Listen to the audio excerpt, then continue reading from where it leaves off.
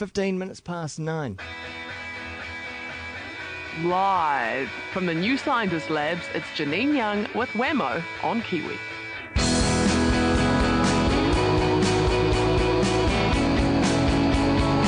It's from the New Scientist Laboratories in Melbourne, Australia.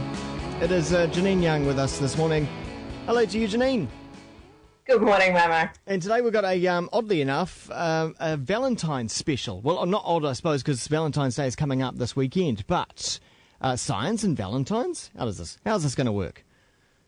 Love is all chemicals, you know that. Everybody knows that. It's all about hormones and that kind of thing. Yeah. Valentine's Day itself is actually a bit of a commercial crock as far as I'm concerned, but the chemical basis of the love that's meant to be behind it is well established. Now, there's a writer for New Scientist called Linda Geddes who had been aware of what oxytocin is able to do for things like maternal bonding and for inducing pregnancy.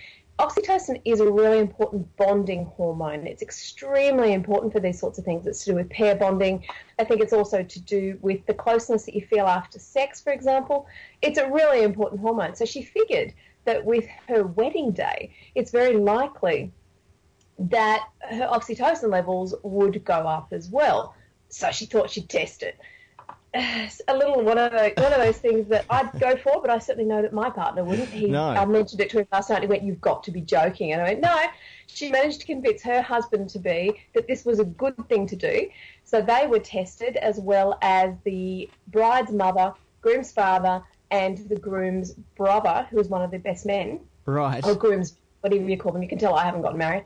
And a couple of their friends. So they were looking at whether or not the closeness of the family relationship affected the oxytocin levels, the bonding, if you like, and whether or not the friends experienced the same level because they're not quite as close. Yeah. So it's possible that maybe they won't. They also looked at things like testosterone, a couple of stress hormones, and vasopressin, which is a cousin to oxytocin, that's to do with protection of mates. Men tend to get it when they're feeling a bit protective. So what I'd be interested to find out is whether or not people, just guests of the wedding, are actually affected, whether or not their chemicals change. Let me check the graph. It's one of those things I don't remember offhand. It was actually interesting that only one of the friends of the groom went up. All of the rest actually went down. Now, that doesn't mean that they're getting upset about things, that they're not happy for the bride and groom, that they're not being bonded to them, but it means that the closeness of the family relationship, all the family members went up. The closeness of the family relationship is likely to be more important than the friends. Now, the theory behind this, now that they have this information, is that public weddings may have developed over time because it's a way of bonding family and friends to couples, and that means that you have more support as you go through time. It means that when you have children, you have babysitters, and it means you have support. If you fight, you have people to mediate. Relationships aren't easy things. Everybody knows this. So they think that the hormones and the wedding thing are tied up together because you need this support to be able to make it through your relationship. And that initial bonding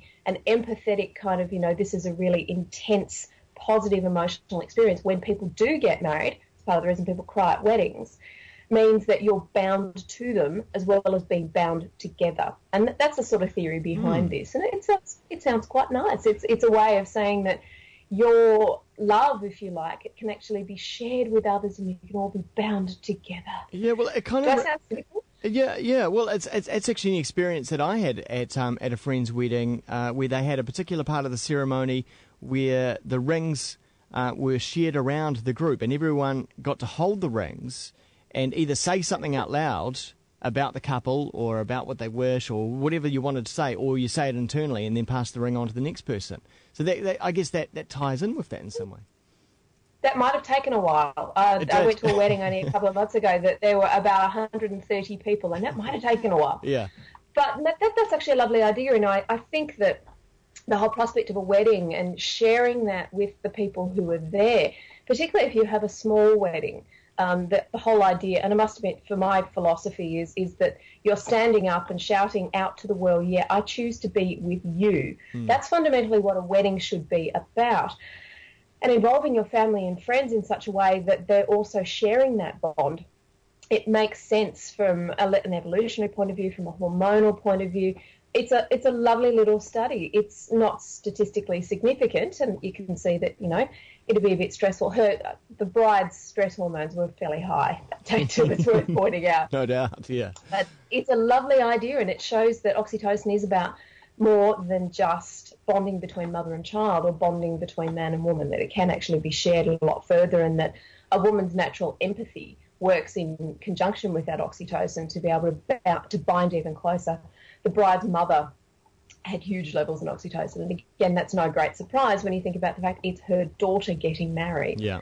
It was a lovely little study. I was quite taken by it. It's my favourite story of the week. Well, something to have in the back of the mind next time you attend a wedding or are getting married. Next time you get married, like there is more than one time or something. But anyway, next story about Alzheimer's. And the Alzheimer's gene may in fact make you smart, Janine.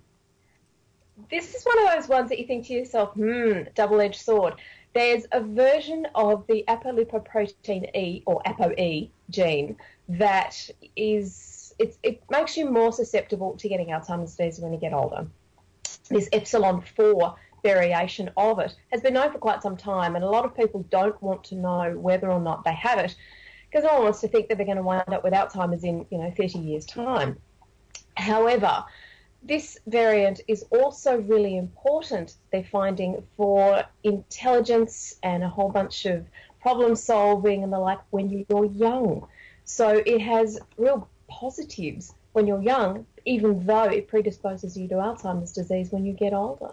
How much smarter do we know? Enough. It's about 7 points on a common intelligence score. They're finding that a group of girls they studied a short while ago, really, were more likely to go to university than girls without this variant. They're finding that a group of soldiers who were damaged in Iraq, they had brain injuries. They expected that of the 78 of them the 78 of them were tested, a number of them had this epsilon 4 variant, and they figured that those were the ones that were going to have more trouble recovering from their brain injuries and the trauma that they'd suffered, and they instead found that the epsilon 4 variant was protecting them. It was actually making them more ready to come back from that injury, even though in older people, it means if you have a brain injury, you're less likely to be able to come back from it. So this implies that as a young person, your brain is sharper, it runs more quickly, your decision-making process is better. So it's really good when you're young. It kind of breaks down when you get older. And the theory at the moment is that your brain works so hard while you're young for being able to filter out excess information and the like, that it wears out. And that's part of the problem when you get older, and that's part, although perhaps not guaranteed, part of the way that you become more susceptible to Alzheimer's disease. Yeah. Still open to discussion, but that's a theory at the moment. It makes me think also that some people have some brilliant people have a short fuse, that it burns bright for a short time, and then it's over. Indeed, and that's not necessarily down to this gene, but I think you're right with that. As you say, they burn really bright, and then, it's over, and you live fast, die young, as the saying goes. Yeah, exactly.